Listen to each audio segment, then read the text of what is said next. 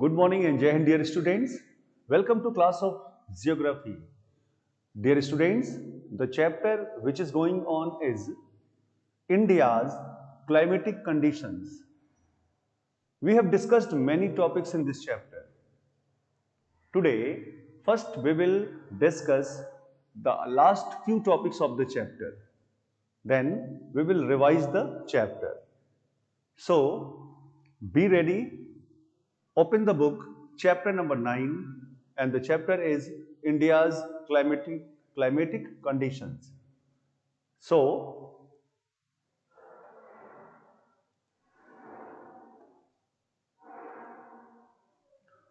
dear students, the chapter is India's climatic conditions, and today mainly we will discuss about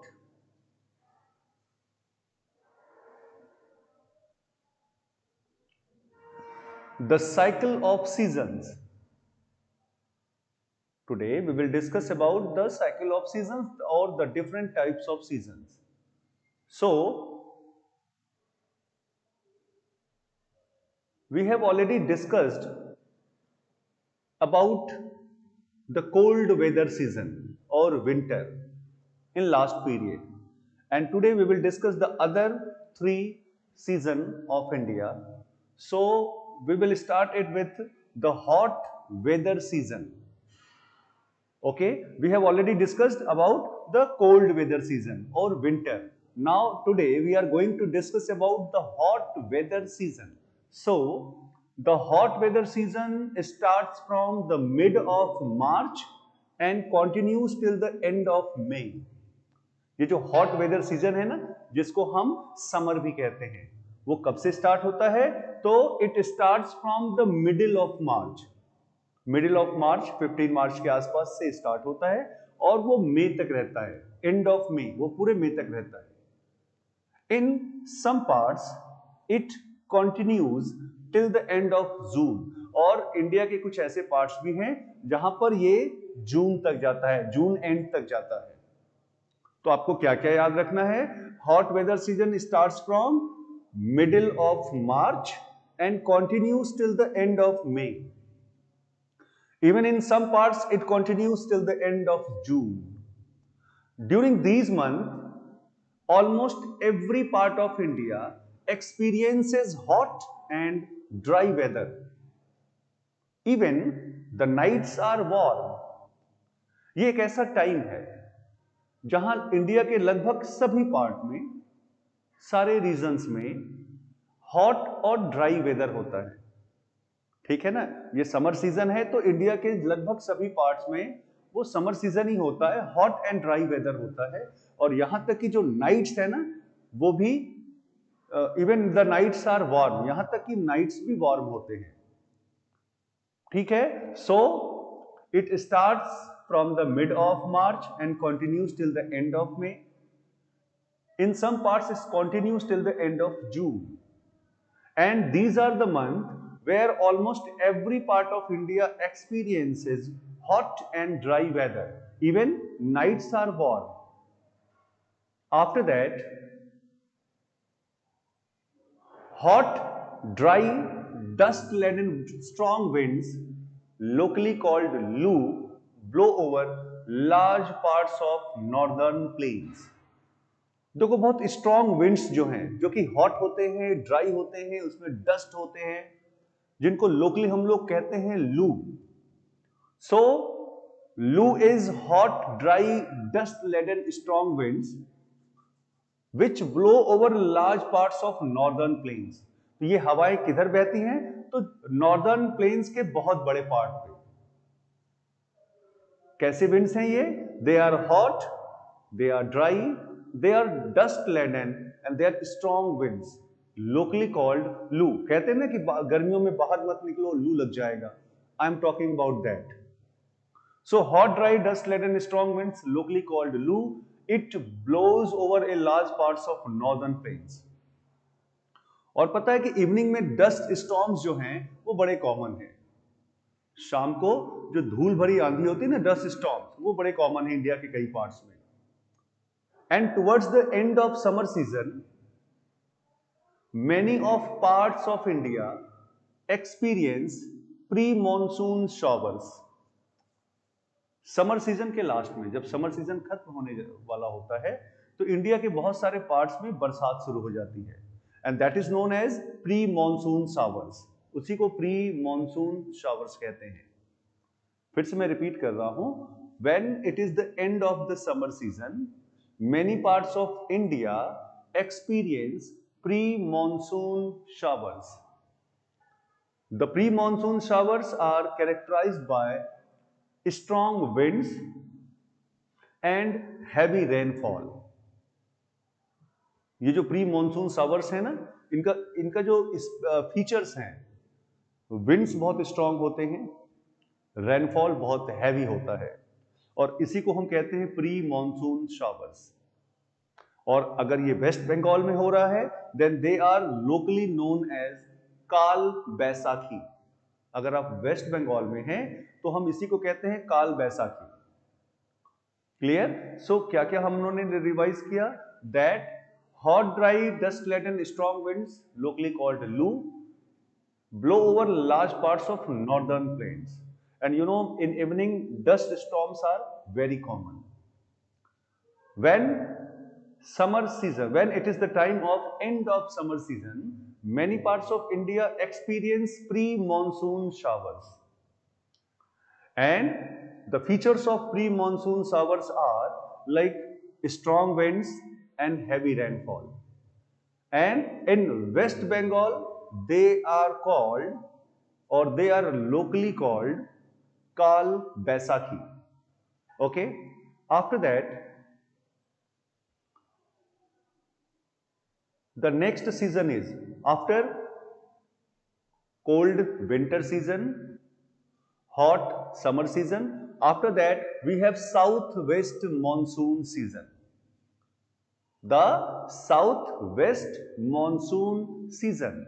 So the southwest monsoon season starts from June and continues till the end of September. ये जो south west monsoon है ना, ये कब start होते हैं? ये जून में स्टार्ट हो जाते हैं और सितंबर तक ये कंटिन्यू रहते हैं। So the south west monsoon starts from June and continues till the end of September. And you know, the term monsoon has been derived from the Arabic word mausim, or from the Malayalam word monsoon, meaning season. तो ये जो term monsoon है, ये कहां से लिया गया है? तो ये या तो अरेबिक वर्ड मौसिम, मौसिम से लिया गया, या फिर इंडिया में मलयालम वर्ड जो है मोनसिन, मोनसिन जिसका मतलब सीजन होता है, वहां से लिया गया है। So we can say that the term monsoon has been derived from the Arabic word मौसिम और फ्रॉम द मलयालम वर्ड मोनसिन विच मीन सीजन। क्लियर? तो हम लोगों ने क्या क्या इसमें समझा? ये जो the south west monsoon season है, it starts from June and continues till the end of September. Clear? जून से स्टार्ट होता है और सितंबर तक जाता है। और ये जो टर्म है मॉनसून, कहां से लिया गया है? तो ये या तो अरेबिक वर्ड मौसिम, MAUSIM, तो या तो ये अरेबिक वर्ड मौसिम से लिया गया है, या फिर मलयालम वर्ड मोनसिन, MONSIN, उससे लिया गया है, which means season. Clear? Okay. After that,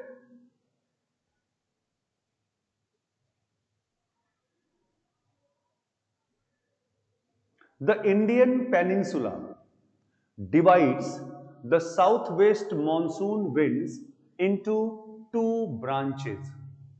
Indian peninsula, अगर मैं इंडियन पेनिनसुला की बात कर रहा हूं तो मैं साउथ इंडिया की बात कर रहा हूं। साउथ इंडिया का वो पोर्शन जो थ्री साइड से which is surrounded by water bodies. तो ये जो इंडियन पेनिनसुला है, ये साउथ वेस्ट मॉनसून विंड्स जब वो इंडिया में इन करते हैं तो उसके दो ब्रांचेस होते हैं। ठीक है ना? When the Indian peninsula divides the south west monsoon winds into two branches. Which two branches? One is the Arabian Sea branch and another one is the Bay of Bengal branch. ये जो south west monsoon winds हैं उसको Indian peninsula two branches में divide कर देता है. One is the Arabian Sea branch and another one is the Bay of Bengal branch, and both the branches meet in northern part of India. तो जब ये दो तरफ से साउथ वेस्ट मॉनसून इंडिया में इन करते हैं, इन करने के बाद ये नॉर्दर्न पार्ट जो इंडिया का है वहां पर ये दोनों ब्रांचेस आपस में आके मीट कर जाते हैं. Means the Arabian Sea branch and the Bay of Bengal branch जो है ये दोनों जाकर नॉर्दर्न पार्ट ऑफ इंडिया वहां पर जाके मीट कर जाते हैं. क्लियर? तो क्या क्या समझा हम लोगों ने? सबसे पहले तो the Indian peninsula divides the south west monsoon winds into two branches. One is the Arabian Sea branch and another one is the Bay of Bengal branch. And these two branches, which two branches? The Arabian Sea branch and the Bay of Bengal branch. They both meet in northern part of India. Okay. After that, when monsoon begins in India, so the monsoon begins in June, and within 4 or 5 weeks, the whole country comes under its influence. ये जो monsoon है ना ये जून में start हो जाता है और 4 से 5 वीक के अंदर पूरा कंट्री इसके इन्फ्लुएंस में आ जाता है. So monsoon begins in June and within 4 or 5 weeks, or you can say approximately within 1 month, whole country comes under its influence. पूरा देश इसके इन्फ्लुएंस में आ जाता है. As monsoon winds come from the Indian Ocean, they bring a large amount of moisture with them. तो ये समझना जरूरी है कि because monsoon winds come from the Indian ocean. ये कहां से इंडिया में आते हैं? वो इंडियन ओशन से आते हैं. एक तरफ द अरेबियन सी ब्रांच के रूप में और दूसरी तरफ the Bay of Bengal branch के रूप में. तो जब ये इंडियन ओशन के ऊपर से ब्लो करते हैं तो बहुत सारा मॉइस्चर अपने साथ लेकर इंडिया में इन करते हैं. That you should know. So as monsoon winds come from the Indian Ocean, they bring a large amount of moisture with them. तो क्या कहा इसमें आपको टॉपिक में? The monsoon begins in June and within 4 or 5 weeks the whole country comes under its influence. And you know that as monsoon winds come from the Indian Ocean, they bring a large amount of moisture with them. अपने साथ बहुत सारा moisture लेकर India में इन करते हैं, enter करते हैं. Okay. Then a major part of the annual rainfall in India is due to the south west monsoon winds. हमारा जो एनुअल रेनफॉल है इंडिया का उसका मेजर पार्ट जो है वो इन्हीं विंड्स की वजह से होती है. किन विंड्स की वजह से? South west monsoon winds. So we can say that south west monsoon winds are the reason for major part of the annual rainfall in India. And you know the duration and the amount of rainfall decreases from south to north and from east to west. तो rainfall का distribution or mainly we can say duration. So the duration of the rainfall and the amount of the rainfall decreases from south to north. अगर आप south से north की तरफ जाएंगे तो duration और अमाउंट रेनफॉल का वो कम होता चला जाता है. क्लियर? मैं फिर से एक बार कह रहा हूं, the duration of the rainfall and the amount of the rainfall they decreases from south to north and from east to west. अगर आप साउथ से नॉर्थ की तरफ जा रहे हैं तो ड्यूरेशन और अमाउंट जो रेनफॉल का है वो कम होता चला जाता है. या फिर आप ईस्ट से वेस्ट की तरफ जा रहे हैं तो ईस्ट से वेस्ट की तरफ अगर आप जाएंगे तो भी उसका ड्यूरेशन और उसका अमाउंट जो है रेनफॉल का वो डिक्रीज होता चला जाता है। Clear? And it also decreases from coastal areas towards the interior. इसके बाद अगर आप कोस्टल एरियाज से इंडिया के इंटीरियर में जा रहे हो तो भी रेनफॉल का अमाउंट और ड्यूरेशन वो कम होता चला जाता है। अगर आप कोस्टल एरियाज में हैं तो रेनफॉल का ड्यूरेशन भी ज्यादा होगा, उसका अमाउंट भी ज्यादा होगा। लेकिन जैसे जैसे आप इंटीरियर चले जाएंगे इंडिया के, उसका ड्यूरेशन और उसका अमाउंट दोनों डिक्रीज होता चला जाएगा। क्लियर? तो फिर मैंने बताया a major part of the annual rainfall in India is because of south west monsoon winds and the duration and the amount of rainfall, it decreases from south to north, it decreases from east to west, and it decreases from coastal areas of India towards the interiors of India. Clear? Okay. After that, the monsoon winds are generally irregular and unpunctual. देखो जो monsoon winds है ना, they are very irregular. है ना, कभी आया कभी नहीं आया, so very irregular and very unpunctual, कभी टाइम से पहले कभी टाइम के बाद में। So we can say generally we can say that the monsoon winds are generally irregular and unpunctual in India. The winds can cause floods in one part and droughts in another part at the same time. अभी आपको समझना है कि जो winds है ना वो India के एक पार्ट में जो है फ्लड ला सकता है या फ्लड ला देता है, and at the same time दूसरे पार्ट में ड्रॉट आ जाता है, सूखा पड़ जाता है। That's why we are saying that the monsoon winds are generally irregular and अनपंक्चुअल।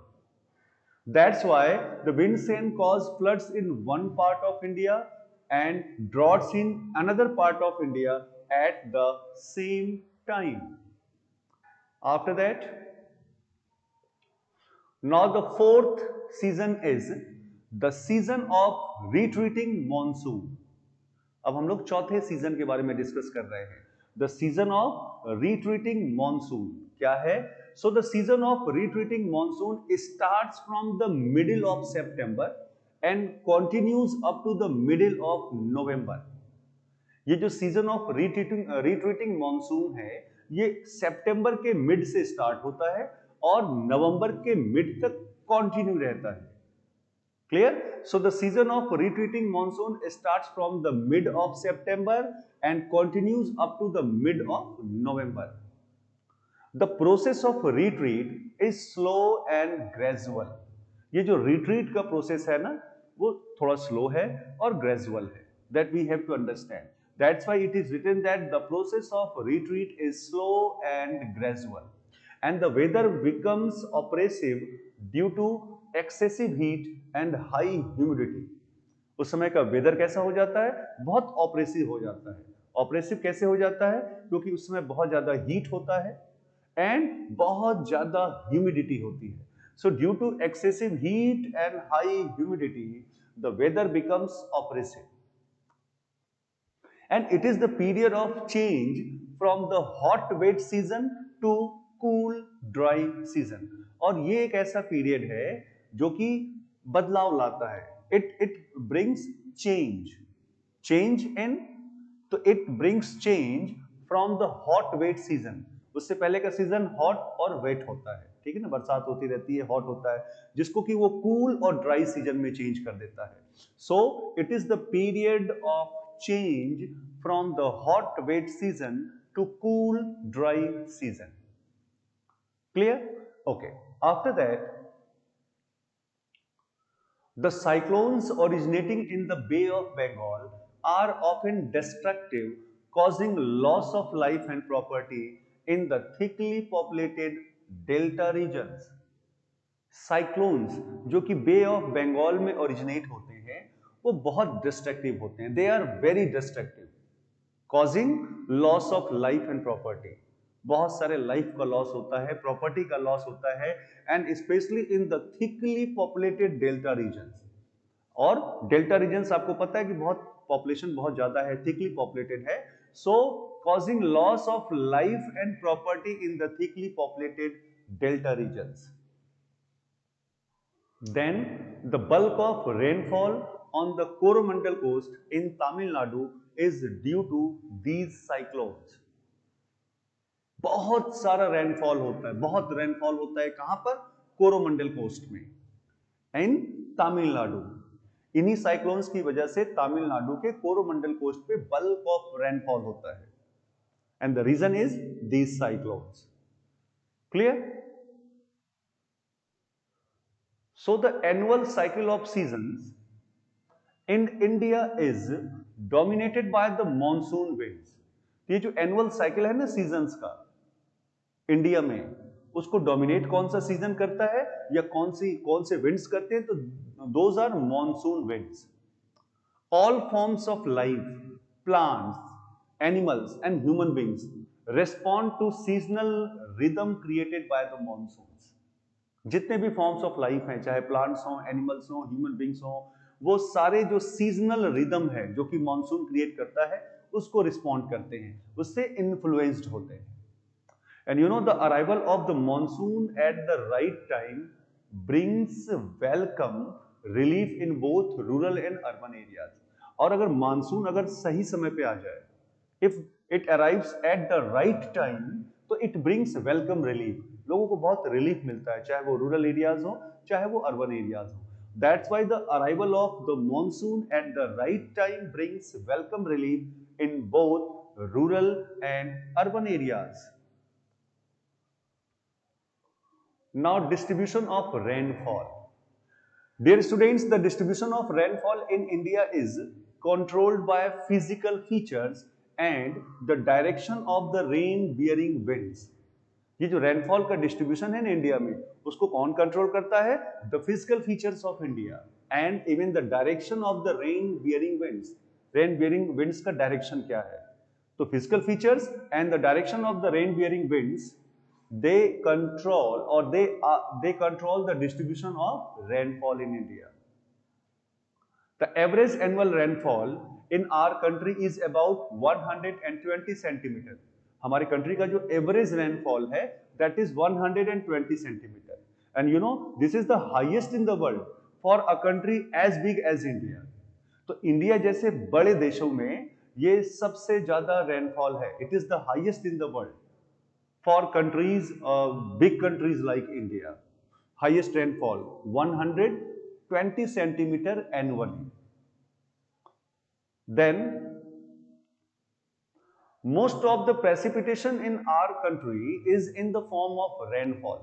Precipitation का ज्यादातर जो इंडिया में जो होता है वो रेनफॉल के रूप में नीचे आता है. Parts of Meghalaya, Meghalaya is a state of India. So parts of Meghalaya receive about 800 centimeter of annual rainfall. हमारा जो मेघालय है ना स्टेट, मेघालय स्टेट, वो 800 सेंटीमीटर एनुअल रेनफॉल रिसीव करता है. और वहीं पर हमारे कुछ ऐसे भी एरियाज हैं like south west Rajasthan. South west Rajasthan receive less than 10 centimetre of rainfall annually. सोचो वो कितना ड्राई एरिया है. Less than 10 centimeter of annual rainfall, while Meghalaya receives about 800 centimeter of annual rainfall. और you know, वर्ल्ड का सबसे ज्यादा rainfall कहाँ होता है? So the world's highest rainfall about 1142 centimeter, dear students. So the world's highest rainfall about 1142 centimeter per year has been recorded at Mawsynram near Cherrapunji in Meghalaya. तो आप कह सकते हैं कि जो मेघालय का जो चेरापूंजी है और उसके पास में जो मौसिनराम है, it is the wettest place of the world. दुनिया का सबसे ज्यादा रेनफॉल वाला एरिया है जहां पर 1142 centimetre per year annual rainfall जो है वो रिकॉर्ड किया गया. Clear? So dear students, we have discussed the topics of chapter India's climatic conditions. So it is my humble request to all my students, please read all the topics carefully. And even today I will share the question answers of the chapter. So please go through that and write it in your fair copy. So now we will meet in next class. Till then, thank you and have a nice day.